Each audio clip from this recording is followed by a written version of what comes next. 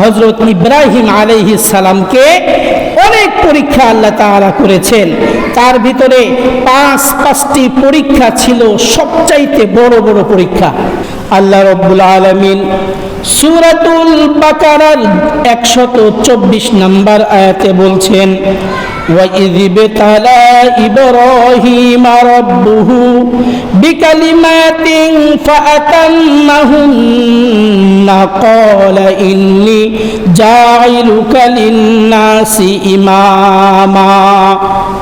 আল্লাহ রাব্বুল আলামিন বলেন, তোমরা স্মরণ করো যখন ইব্রাহিমকে তার প্রতিপালক কিছু বিষয়ে পরীক্ষা করলেন।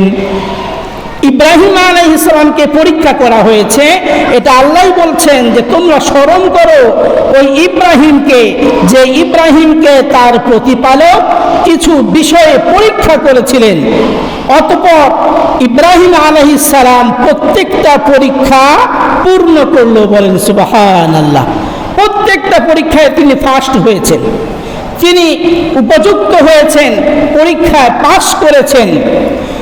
আল্লাহ রাব্বুল আলামিন সূরা মারইয়ামের 41 নম্বর আয়াতে বলছেন, ওয়াযকুর ফিল কিতাবি ইব্রাহিম ইন্নাহু কানা সিদ্দীকান নাবিয়্যা। আল্লাহ তাআলা বলেন, এই কিতাবে ইব্রাহিম আলাইহিস সালামের কথা স্মরণ করো, সে ছিল একজন সত্যনিষ্ঠ মানুষ, একজন নবী। তিনি একজন নবী ছিলেন, তিনি একজন সত্যনিষ্ঠ মানুষ ছিলেন।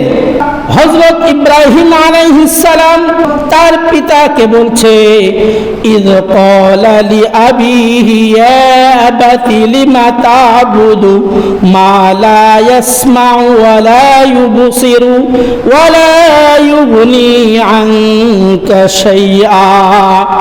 ইব্রাহিম আলাইহিস সালাম তার বাবাকে বলছে, বাবা আপনি কেন এমন জিনিসের ইবাদত করেন যে জিনিসটা শুনে না, যে জিনিসটা দেখে না, যে জিনিসটা আপনার কোনো কাজে আসে না। ইব্রাহিম আলাইহিস সালামের বাবার নাম হলো আজর। আজর একটা মূর্তির নাম। ইব্রাহিম আলাইহিস সালামের বাবা কিন্তু জান্নাতি না, ইব্রাহিম আলাইহিস সালামের বাবা হলেন জাহান্নামী।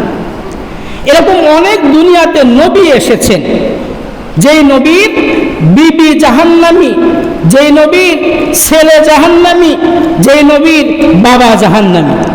ইয ক্বালা লি আবিহি, হে আমার বাবা, ইয়া আবাতি লিমা তা'বুদু, আপনি কেন এমন জিনিসের ইবাদত করেন, মা লা ইয়াসমাউ, যেই জিনিসটা, যেই মূর্তিটা শুনে না, ওয়ালা ইউবসিরু, যে মূর্তিটা দেখে না, ওয়ালা ইউগনি আনকা শাইআ, যেই মূর্তিটা আপনার কোনো কাজে আসে না। মূর্তি কোনোদিন মানুষের কাজে আসে? মূর্তি কখনোই কোনো মানুষের কাজে আসে না। এক ব্যক্তি, সে হিন্দু, একটা ডালিতে পুরা বড় একটা মূর্তি নিয়ে বাজারে যাচ্ছে, বিক্রি করবে। কি করবে? বিক্রি করবে। বিক্রি করার জন্য বাজারে মূর্তি নিয়ে যাচ্ছে। পথের মধ্যে ওই ব্যক্তির পেশাবের বের হলো। এখন মূর্তির ওই ডালিটা এক গাছের গোড়াতে রেখে সে পেশাব করার জন্য সাইডে গেছে। এখন ঘটনাক্রমে ওই রাস্তা দিয়ে যাচ্ছিল একটা কুকুর। তো কুকুর, কিন্তু কুকুরের স্বভাব হলো যে কুকুর যখন পেশাব করে উঁচু উঁচু জায়গায় পেশাব করে, নিচু জায়গায় কুকুরের পেশাব করার অভ্যাস নাই। উঁচু জায়গা দেখবেন, গাছের গোড়া অথবা ওয়াল অথবা খাম্বা অথবা পোয়াল পালা দেওয়া আছে অথবা মাটির টিলা আছে, মাটি পালা দেওয়া আছে, এমন জায়গায় কুকুর পেশাব করে। তো ওই কুকুরটা পেশাব করার জন্য কোনো জায়গা খুঁজে পাচ্ছে না। তো পিছন দিক থেকে দেখে যে একটা উঁচু মাটির কি যেন বানানো উঁচু জায়গা, তো সে জায়গাতে সে পেশাব করা শুরু করলো, অর্থাৎ ওই মূর্তির মাথার উপরে পেশাব করতেছে। এখন ঘটনাক্রমে দেখা গেল ওই ব্যক্তিটা হিন্দু, যখন পেশাব করতেছে, সে নিজে পেশাব করতে করতে তাকিয়ে দেখে আমার ভগবানের মাথার উপর দিয়ে রস বের হয়। কি বের হয়? ভগবান মূর্তি মাথার উপর দিয়ে রস বের হচ্ছে। তখন তো সে অবাক, বাপ রে বাপ, এটা মনে হয় আমার সত্যি একটা কবুলিয়ত, একটা মূর্তি। তো দেখা গেল ওই ব্যক্তিটা দৌড় মেরে এসে সে মাথা দিয়ে বেপরা সে রসগুলি হাতে নিয়ে খাওয়া শুরু করে দিছে। হিন্দুদের তো কোনো কি নাই, মানবতা নাই, তারা তো গরু পেশাব খায় আর বলে যে পেশাবের ভেতরে যত কি আছে, শক্তি আছে, যত আরোগ্য আছে, অন্য কোনো কিছুর ভিতরে নাই। এখনো বর্তমানে ইন্ডিয়াতে, ভারতে দুধের চাইতে পেশাবের দাম বেশি, গরুর পেশাবের দাম বেশি আর দুধের দাম কম।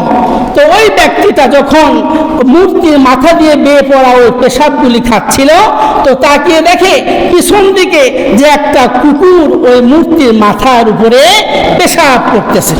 তখন সে চিন্তা করলেন, যেই মূর্তিটা সে নিজেই নিজেকে সংরক্ষণ করতে পারে না, সেই মূর্তি, সেই ভগবান আবার আমাদেরকে কিভাবে সংরক্ষণ করবে? এই চিন্তা করে সে ইসলাম ধর্ম কবুল করলেন। বলেন সুবহানাল্লাহ। তো এই ঠিক তেমনি হযরত ইব্রাহিম আলাইহিস সালাম তার বাবাকে বলছে, ইদ ক্বালা লি আবিহি ইয়া আবাতি লিমা তা'বুদু, আপনি কেমন মূর্তির ইবাদত করেন, মা লা ইয়াসমাউ, যে মূর্তি শুনে না, ওয়ালা ইউবসিরু, যে মূর্তি দেখে না, ওয়ালা ইউগনি আনকা শাইআ, যে মূর্তি আপনার কোনো কাজে আসে না। যখন বারবার এইভাবে হযরত ইব্রাহিম আলাইহিস সালাম তার বাবাকে বলছিলেন, তার বাবা ইব্রাহিমকে বলছে, সূরা মারইয়ামের 46 নম্বর আয়াতে আল্লাহ তাআলা বলেন, তার বাবা ইব্রাহিমকে বলছে, ক্বালা আরাগিবুন আনতা আন আলিহাতি ইয়া ইব্রাহিম লা ইল্লাম তানতাহি লা আরজুমান্নাকা ওয়াহজুরনি মালিয়া। ইব্রাহিমের বাবা ইব্রাহিমকে বলছে, হে ইব্রাহিম, তুমি আমার দেব দেবীগুলো থেকে তোমার মুখ ফিরিয়ে নাও। তুমি যদি তোমার এই কাজ থেকে বিরত না থাকো, আমি অবশ্যই তোমাকে পাথর মেরে মেরে ফেলবো। চিন্তা করেন, তার বাবা তার ছেলেকে বলতেছে, তুমি যদি তোমার এই কাজ থেকে ফিরে না আসো। কোন কাজ থেকে?